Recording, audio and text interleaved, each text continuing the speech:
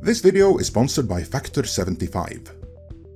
Even the most casual outside observer knew that relations between Disney's Bob Iger and Bob Chapek weren't the greatest. But matters were actually worse than anyone suspected, to the point where Iger reportedly said that the biggest mistake of his entire career was appointing Chapek as his successor. Yes, that means he considers Bob Chapek to be a bigger mistake than Kathleen Kennedy. So what exactly did Chapek do that was so bad? Keep in mind, under his tenure, the Disney share price reached its all-time high, while now, under Iger's watch, it is at its lowest point for a decade. Clearly, Chapek must have done something right, so why did the two Bobs clash so fiercely? Well, thanks to the epochal CNBC expose we began covering in our previous video, we now know the answer, and as we shall see, it's all on Iger. But you won't believe the reason why. In this video, we will begin by exploring when Iger decided that appointing Chapek had been a mistake, why he thought so, and finally how Iger then proceeded to sabotage Chapek every step of the way to the detriment of shareholders. And in the process, we'll be talking about the significance of Bob Iger's office with the shower, because of course, an active, wealthy businessman like Bob Iger needs a shower in his office, and have every meal prepared for him by his personal chef.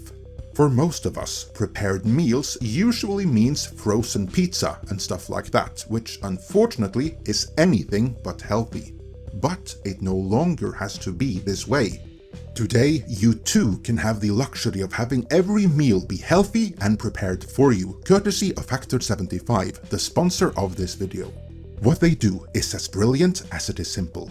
As you can see from their website, they offer healthy eating made simple. All you have to do is pick your meals from a menu of more than 30 dietitian-designed meals every week. They will cook it to perfection and deliver it to you, so all you have to do is eat, and enjoy. Whether you work all day, game all day, or you are otherwise too occupied to make the healthy meals you know you should be eating, Factor 75 offers the convenience you need. Their no-hassle prepared foods ensure you always have something nutritious on hand when you don't have time to think about making lunch or dinner. Instead, you can just grab a prepared smoothie or keto shake for a quick snack, or heat and eat a chef-quality meal in just 2 minutes with no prep or cleanup necessary, so you can stay focused on what you love to do, or what you have to do, whatever the case may be. But what if you don't want any random healthy meals? What if you're on a specific diet? What if you're trying to turn your life around and you specifically need keto meals, with or without intermittent fasting, or vegan meals? Well, this is what I like the most about Factor 75. They deliver this and will help you reach your fitness goals.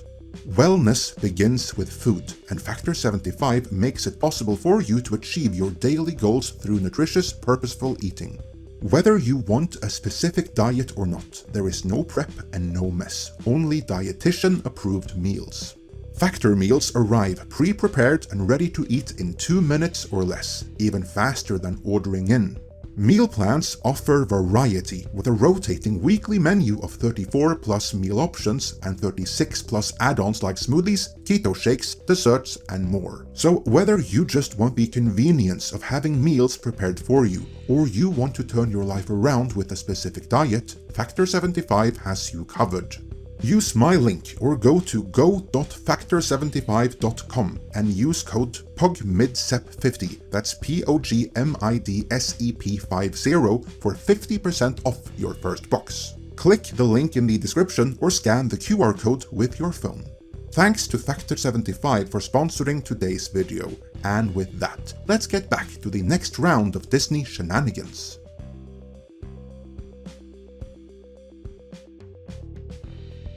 As we saw in the first video covering this, it was Iger that forced through Chapek as Disney's next CEO without any kind of vetting process whatsoever. For reasons that have never been adequately explained, there's just the rumors we presented in the previous video. Iger decided he needed to step down as CEO post-haste. but not step out of the company, as he would remain the chairman of the board, while awarding himself the responsibility for controlling all creative endeavors, and on top of that, by implication, controlling the new CEO. And he figured Chapek would agree to becoming the CEO in name only. No board of any major company should ever agree to something like this, but the Disney board did, because since 2019, Iger had personally appointed so many friends and other acquaintances to it, whose only qualification was their friendship with him, that he could force through pretty much anything he wanted. This appears to have been the most important thing that Iger learned from his predecessor, Disney's former CEO, Michael Eisner.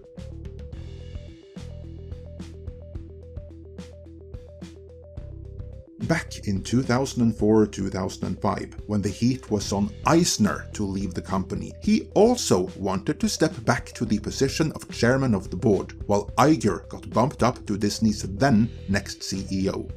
But unlike what Bob Iger does now, Michael Eisner did not have the necessary control of the board back then, so they kicked him to the curb and out of the company, which gave Iger the freedom to transform Disney as he saw fit. The article reads, Iger assumed leadership of the company without anyone hovering over his shoulder. This allowed him to move quickly on decisions that Eisner might not have agreed with, such as buying Pixar. But no such freedom was given to Chapek. He wasn't even given a seat at the board, which all Disney CEOs had been up until then. Furthermore, Iger made sure everyone knew who was really in charge. The CNBC exposé reads, when Iger announced his departure to staff on Disney's Burbank studio lot, he jokingly called himself Big Bob and Chapek Little Bob, a light reminder to employees about who was still the boss. In my opinion, there was nothing jokingly about that. That came off as Iger emasculating Chapek in front of all of Disney while announcing him as the so-called successor. And this brings us to the matter of the CEO office.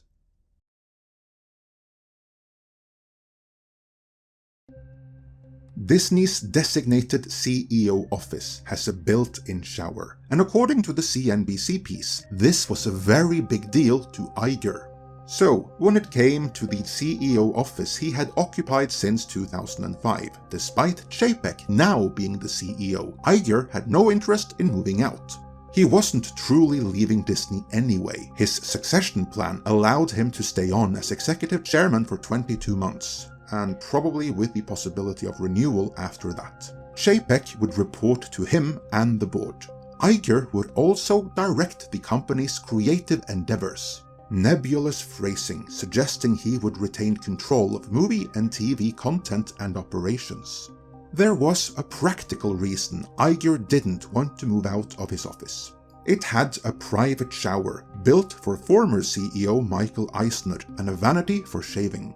Iger consistently woke up around 4:15 AM to work out and then shower. On evenings when Iger was heading out for a Disney premiere, award show or benefit, he would often take a second shower, this time in the office. Iger told Chapek that he lived for those 2 shower days, according to people familiar with the conversation. In the end, Chapek agreed that Iger could stay in the designated CEO office, while he, the actual CEO, would find another office down the hall. In reality, of course, this had nothing to do with the shower. If it was that important to him, Iger could just have found another office and installed the shower there. It's not like that would have been beyond Disney's ability. They obviously did it before, and they could do it again. Even the framed pictures in the office, more specifically news clippings of Iger's biggest PR victories, as well as a repainted poster of the Iger Sanction, only with Bob Iger pasted in over Clint Eastwood. And yes, the article describes how that is real, how's that for narcissism, could be moved to another office. They weren't bolted to the wall or anything. Those were just excuses. In reality, this was all a power play. This was Iger letting everyone, including Chapek, know that there may be a new CEO, but Iger was still the one in charge. And note the phrasing from that conversation, how Iger lived for those 2 shower days, meaning really long work days that ended with him not going home to his wife, but with him going schmoozing with the cultural and political elite. That is what he lived for. That is why he will not let go of Disney, no matter how bad for the company he has become. But on with the revelations, because we've got a lot to go through. Iger clearly wanted Chapek to be little more than a mini-me, a puppet who could do all the boring number stuff, to Iger's liking mind you, while Iger himself did all the glamour content creation and schmoozing. So what went wrong? Well, it turns out that tensions between Iger and Chapek only began when it transpired that Chapek actually had notions of running the company himself.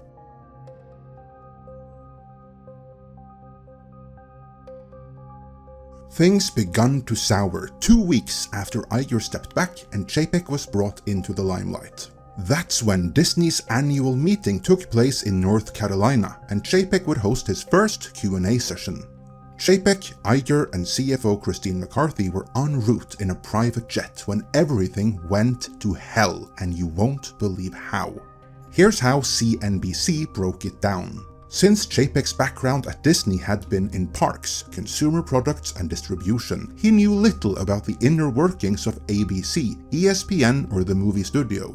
He had been given a large binder of background material by the investor relations team, but now he had to be ready to answer questions on any topic, which could range from Disney's stance on the environment to the future of ABC News.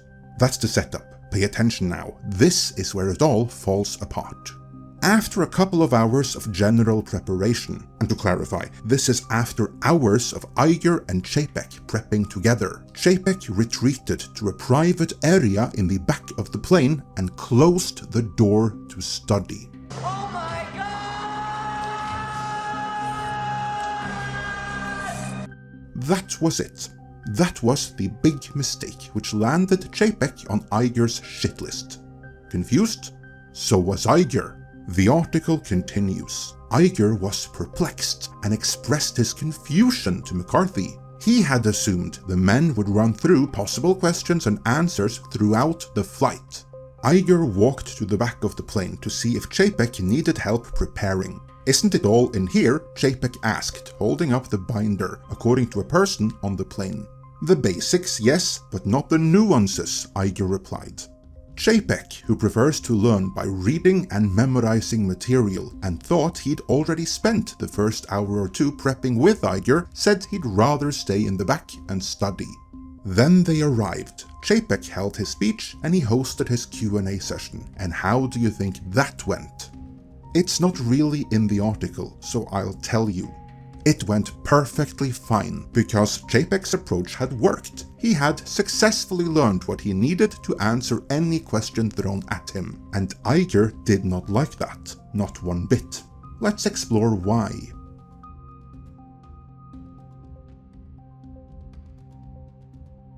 Before I give my interpretation of these events, let's see what the article says. Iger would later relay this fleeting exchange to friends as one of the first moments it occurred to him that he may have made a mistake. He had thought that he was handing off the company to a collaborative leader who would work with him side by side for the next 22 months. Take note of that, I'll get back to it. A collaborative leader. Instead, Iger began to worry about whether Chapek had plans of his own. So, what does this mean? Well, to begin with, when Iger says he thought he handed the company to a collaborative leader, what he actually meant was that he thought he handed the company over to a subservient follower that would do Iger's bidding. But during that exchange, Iger realized, possibly for the first time, that Chapek not only was his own man, he was CEO material, and more than that, he was perfectly capable of running Disney without Iger's guidance. This is not spelled out in the article, so I'll spell it out here. What happened on that plane was that when Chapek felt Iger had given him all the prep and nuance he needed, it was time to actually learn and understand the material, and in order to do so, Chapek had to sit down on his own to actually absorb it. When he had done that, then not only would he be able to fend off any question thrown at him, the answers would come from him, from Bob Chapek himself. But that's not what Bob Iger wanted. The reason Iger wanted to spend the rest of that flight teaching Chapek the nuance, as he put it, is because he wanted Chapek to be able to regurgitate Iger's own answers to key questions. If Chapek then suddenly should be asked something else entirely and not be able to answer it because Iger wasted all his prep time going on and on about nuance, then so much the better for Iger. If Chapek were to bomb, then Iger would look better. Remember, as we already saw in the previous video, Iger chose Chapek not just because he thought he would be a good follower, but because he thought Chapek would never be able to outshine him.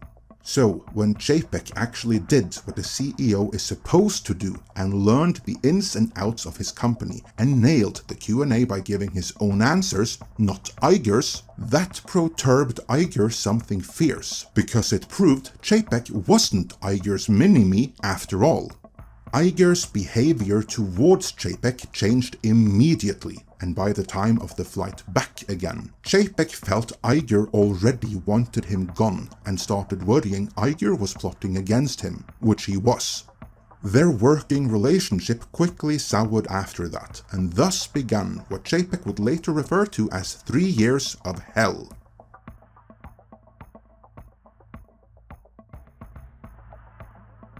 Following this flight, Iger had a bad feeling about Chapek. A very, very bad feeling.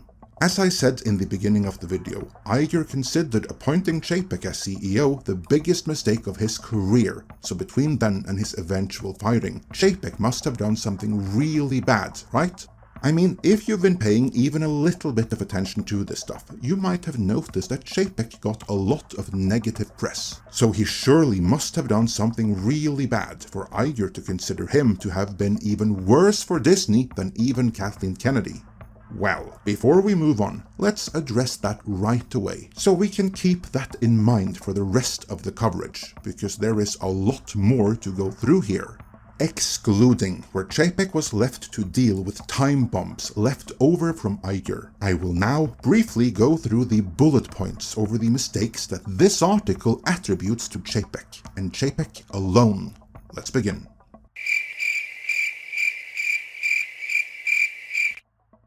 On his own accord, Chapek actually did nothing wrong, other than underestimating how badly Iger wanted him to fail. Even this article tacitly admits this. The only mistake they are able to pin on Chapek alone is failing to submit to the will of Bob Iger. They write, and this is their editorial opinion, breaking with Iger was clearly not a sound strategy.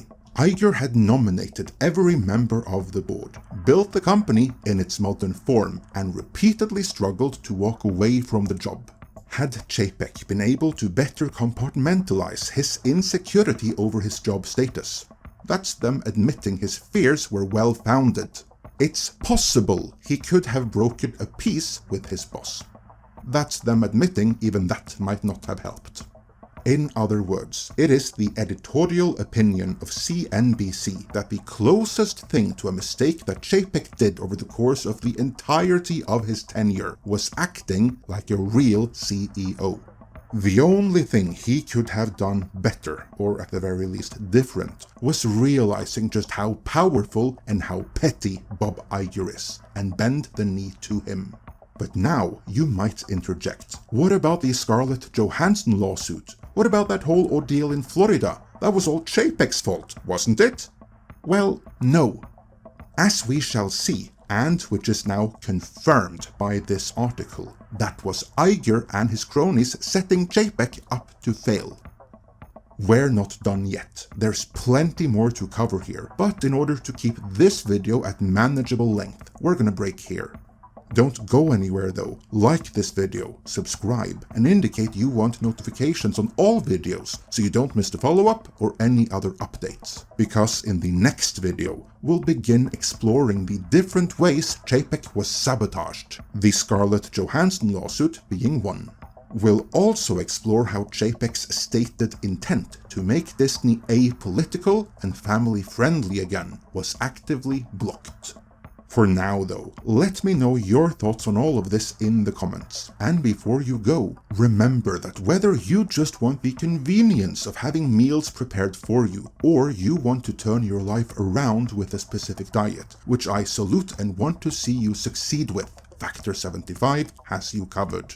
Use my link or go to go.factor75.com and use code POGMIDSEP50, that's POGMIDSEP50, for 50% off your first box. Click the link in the description or scan the QR code with your phone.